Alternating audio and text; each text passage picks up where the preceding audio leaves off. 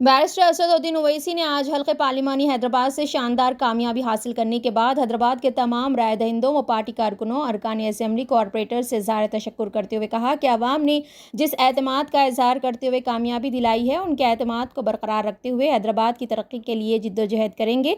Barrister Owaisi ने कहा कि नरेंद्र मोदी ने जिस अंदाज के साथ इंतखाबी मुहिम के दौरान एक ख़ास तबके को निशाना बनाते हुए अब की बार 400 का नारा दिया था, जो कि खोखला साबित हुआ, और अगर नरेंद्र मोदी की सरकार बन भी जाए तो बेसाखी के सहारे हुकूमत चलाना पड़ेगा। है कि देश के तीसरी मर्तबा प्रधानमंत्री वज़ीर आज़म नरेंद्र मोदी नहीं बनेंगे। अगर उसमें हमारी ज़रूरत पड़ी तो हम यकीनन उसमें साथ देंगे, क्योंकि हमने एक पब्लिकली एक स्टैंड लिया है कि हम बीजेपी को रोकेंगे। और चौथी बात यह है कि हम नरेंद्र मोदी से ये बताना चाह रहे हैं कि आप देखो ये नतीजा क्यों आया। उनको सेल्फ इंट्रोस्पेक्शन करने की ज़रूरत है, और हम उम्मीद करते हैं कि पिछले 4 साल से जो लोग जेलों में सड़ रहे हैं उनकी फ़ौरन रिहाई अमल में लाई जाएगी क़ानूनी तरीक़े से। क्योंकि याद रखिए कि अगर आप कमज़ोर पे जुल्म करेंगे तो उस कमज़ोर की तकलीफ़ को ऊपर वाला सुनने वाला है। तो अब नहीं मालूम कि फाइनल काउंटिंग होने के बाद कितने सीट बीजेपी लाएगी, मगर मुझे लगता है कि इंशाअल्लाह ताला वो मैजिक नंबर बीजेपी नहीं लाएगी। और क्या होगा, कल क्या होगा, परसों क्या होगा, तो ये हमारा इनिशियल रिएक्शन है। मैं आपके ज़रिए से रेवंत रेड्डी को मुबारकबाद देता हूँ कि उनकी पार्टी 8 लोकसभा सीट पर कामयाबी हासिल की, और महबूब नगर में भी हमने भी कोशिश की, कुछ 3000 वोट चिल्लर वोट से उनको कामयाबी नहीं मिली।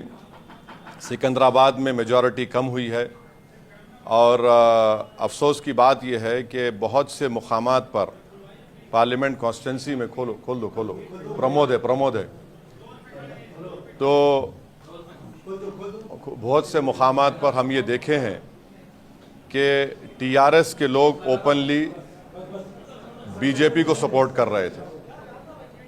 ये भी आवाम के सामने आ गया। ये क्यों किए मेरे को नहीं मालूम। ये एज अ पॉलिटिकल स्ट्रेटजी उनकी बहुत गलत स्ट्रेटजी थी। अब इसका क्या खमियाजा उनको अदा करना पड़ेगा वो जानते हैं, मगर ये बात फैक्ट है।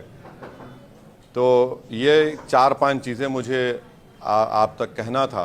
अब आपके पास कोई सवाल एक सुनिए, आपके पास 5 से 10 मिनट का वक़्त है। मेरे को नमाज़ पढ़ना है मगरिब की, बशीर साहब को भी पढ़ना है, और मगरिब का नमाज का वक्त जल्दी ख़त्म हो जाता तो आराम से नहीं। देखिए नहीं, देखो राम, ऐसा है ना कि अभी तो फाइनल काउंटिंग ख़त्म नहीं हुई, अभी भी चल रही है काउंटिंग। नहीं, काउंटिंग होने के बाद क्या होगा जब बोल सकते हैं हम, अभी बहुत जल्दी होगा। हम इंडिया अलायंस का हिस्सा नहीं है। अगर ऐसा सिचुएशन अराइव होता है जहां पर एक नॉन बीजेपी का आदमी, नॉन एनडीए का आदमी या महिला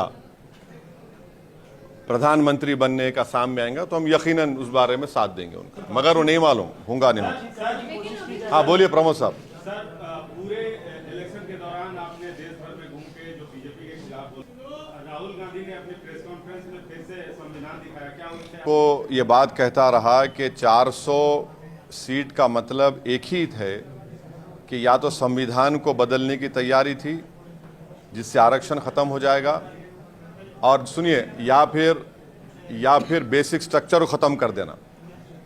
और आर्टिकल 29-30 के तो बीजेपी बरसों से खिलाफ है, जो कल्चर का प्रोटेक्शन और माइनॉरिटी के एजुकेशन इंस्टीट्यूट को प्रोटेक्ट करने का राइट देता है। तो ये है, संविधान अगर रहेगा तो इससे सबको फ़ायदा है ना।